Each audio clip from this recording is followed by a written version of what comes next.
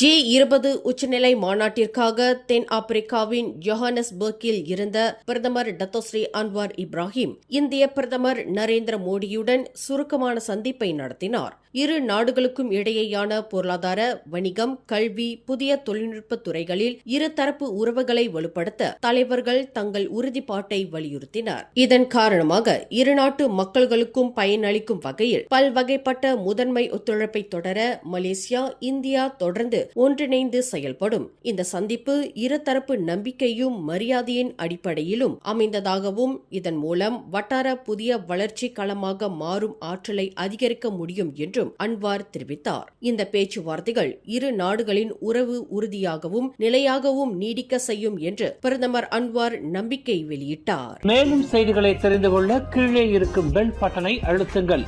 உங்கள் மகிழ்ச்சியை வெளிப்படுத்த லைக் மற்றும் ஷேர் செய்யுங்கள். தொடர்ந்து திசைகளோடு இணைந்திருக்க சப்ஸ்கிரைப் செய்யுங்கள்.